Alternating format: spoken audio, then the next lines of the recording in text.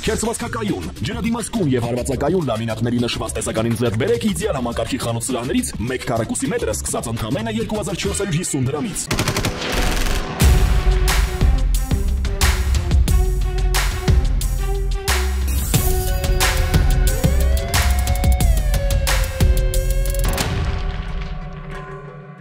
Հակակոռուպցիոն կոմիտեից հայտնում են, որ Գյումրիի ավագանու արտահերթ ընտրություններին մասնակցող կուսակցությունների դաշինքի թեկնածու 70-ամյակինը Գյումրիի 75-ամյա բնակչին խոստացել է ընտրակաշառք նշված դաշինքի օգտին քվեարկելու պայմանով ընտրողներ հավաքագրելու համար։ Հնարավոր բացահայտումից զերծ մնալու համար վերջիններս խոսել են քողարկված ձևով ընտրողներին անվանելով դասարանցիներ, իսկ դասերից չբացակայել, ասելով նկատի ունենալով ընտրություններին մասնակցելը։ Կատարված խոզարկությունների արդյունքում հայտնաբերվել են Գյումրիի մի շարք բնակիչների անձնական տվյալներ պարունակող ցուցակներ, ձեռագիր նշումներով։ Գլխավոր դատախազությունը Իջևան համայնքի նախկին ղեկավար Վարուժան Ներսիսյանից եւ նրան փոխկապակցված անձանցից Հօգուտ Հայաստանի Հանրապետության պահանջում է բռնագանձել 5 անշարժ գույք Տավուշի մարզում, 4 իրավաբանական անձում ունեցած մասնակցություն 181 միլիոն 770 հազար դրամ որպես ապօրինի դրամական միջոցների մնացորդ, 108 միլիոն 883 հազար դրամ որպես ապօրինի եկամտի մնացորդի եւ օրինական եկամուտներով չհիմնավորվող բարեխիղճ երրորդ անձանց փոխանցված դրամական միջոցների հանրագումար։ Երևանի Հանրապետության հրապարակում թուրք բլոգեր Օգյուն Օզդեմիրի տեսանյութի առնչությամբ քննչական կոմիտեում քրեական վարույթ է նախաձեռնվել, իշխանությունը զավթելուն ուղղված հրապարակային կոչերի հոդվածով գործով մեղադրյալ չկա։ Օրեր առաջ թուրք բլոգեր Օզդեմիրին այցելել էր Հայաստան եւ սոցցանցերում տեսանյութ էր հրապարակել, Երևանն անվանելով պատմական ադրբեջանական քաղաք։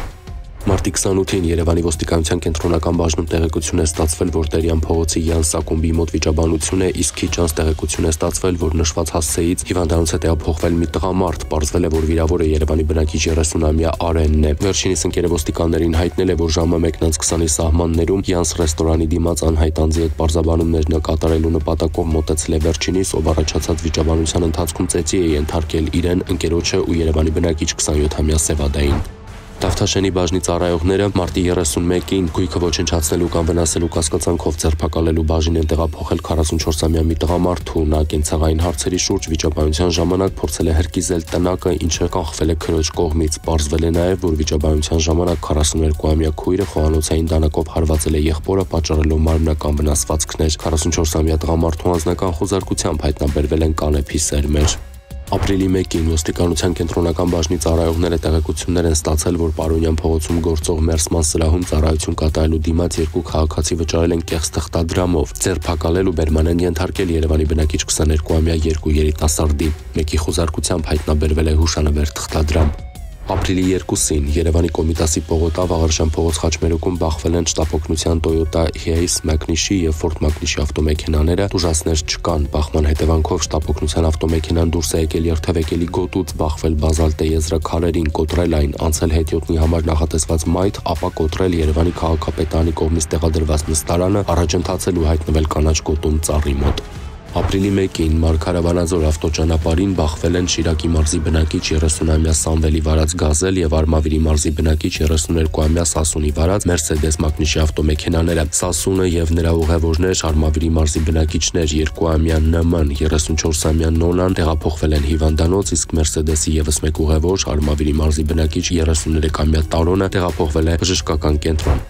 Ապրիլի 2-ին Kia Sportage Magnishi ավտոմեքենայով Երևանի Արնո Բաբաջանյան փողոցից դեպի Իսակովի պողոտա ընթանալիս դուրս է եկել երթևեկելի գոտուց, բախվել բազալտե եզրաքարին, ապա հողաթմբին եւ գլխի վեր շրջվելով հայտնել հետիոտնի համար նախատեսված մայթին։ Վարորդը եւ նրա անչափահաս ուղևորը տեղափոխվել են հիվանդանոց, վարորդը ենթարկվել է ստապության փորձաքննության, եղել է սթափ։